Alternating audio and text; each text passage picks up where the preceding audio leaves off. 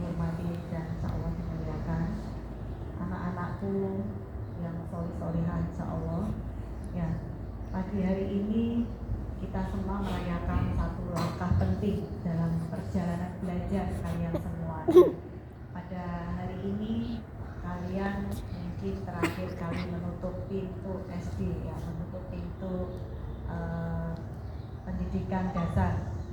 Nah, tentunya sudah meninggalkan pelajaran SD, tapi kami harap tetap membawa cahaya ilmu, pengetahuan yang bersinar sebagaimana tadi sudah kita baca bersama ya di dalam Quran surat Al-Alaq. Karena wahyu pertama, tentu kalian semua ingat ya, wahyu pertama adalah apa?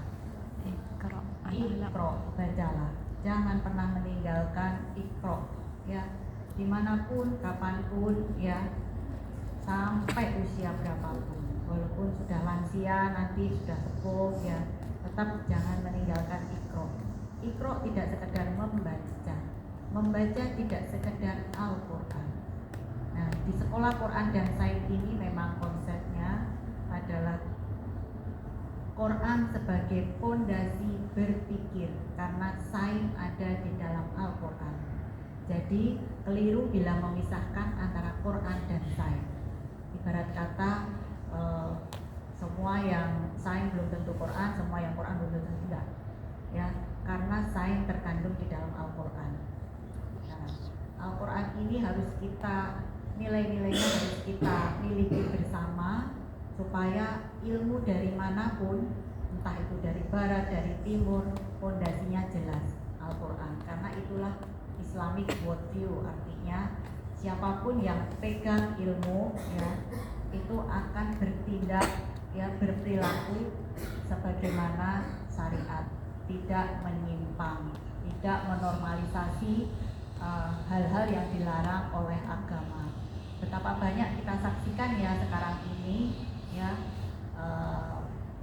yang di ranah kehidupan kita sehari-hari ya, di pemerintahan banyak yang berilmu tetapi integritas moralnya dipertanyakan.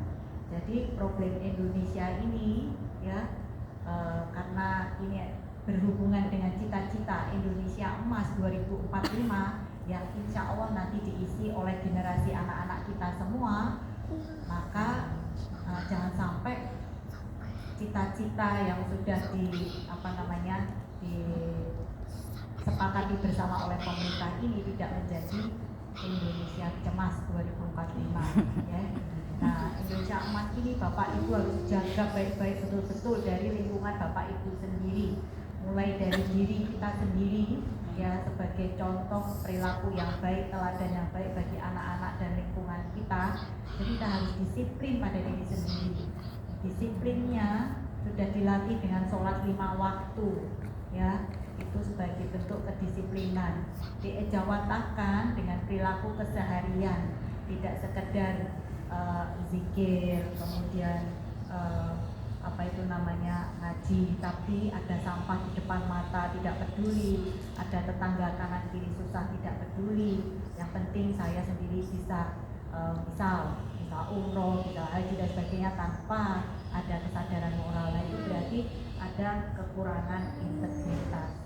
Nah, yang dikhawatirkan ya adalah anak-anak kita ini jangan sampai terkontaminasi oleh itu tadi, hal-hal yang mengejar dunia semata. Dunia harus dipegang karena itu sebagai bekal untuk mendapatkan akhirat yang tertinggi.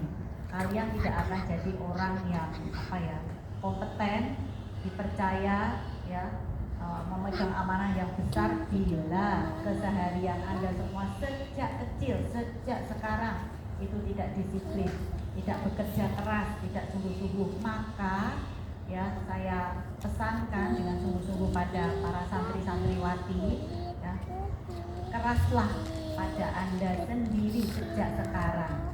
Bila tidak ingin nanti besarnya nanti dunia keras pada diri Anda, gitu ya.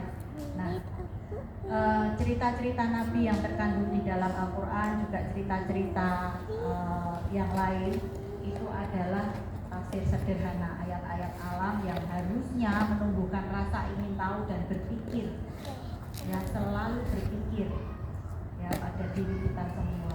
Kemudian integrasi materi sains dengan ayat-ayat yang Quran yang mengaitkan konsep ilmiah dengan nilai spiritual, menegaskan kesesuaian antara keduanya.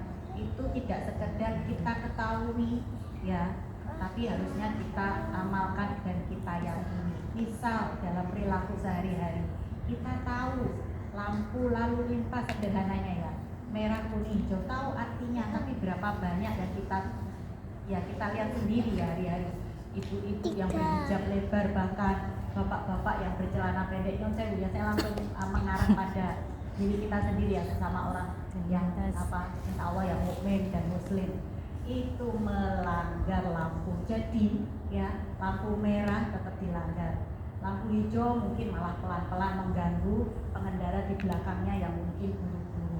Jadi artinya apa? Artinya semua yang ada di sekitar kita, walaupun kita tahu, kita paham, tapi hanya sekedar tahu, tidak diyakini, tidak diamalkan. Ibarat sholat 5 waktu tahu, wajib tahu, dilakoni iya, tapi apakah pengamalannya sesuai dengan sholat 5 waktu? Tidak, masih jauh.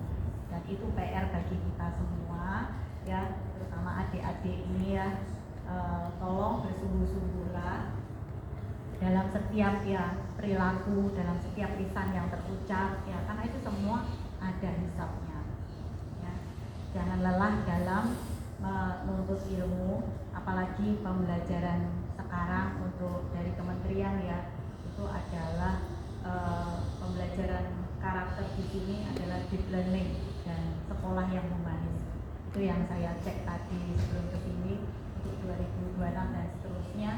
Artinya pembelajaran mendalam di sini tidak hanya sekedar memakai teknologi AI, zaman sekarang kan semua serba AI, tapi juga harus paham. Tidak sekedar kita perintahkan ke AI-nya yang mengerjakan, ternyata yang menyuruh tidak paham.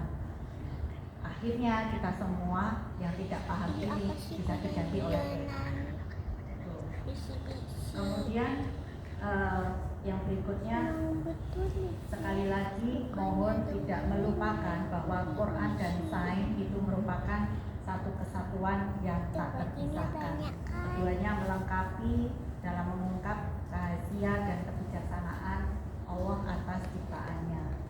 Dan Al-Quran ini mengajarkan umatnya untuk selalu berpikir, meneliti, ya, mempertanyakan kenapa ini begini, kenapa begitu, mencari sebabnya. Jadi tidak terima. Sehingga kita kalau ada berita kita juga harus teliti, tidak sekedar langsung percaya.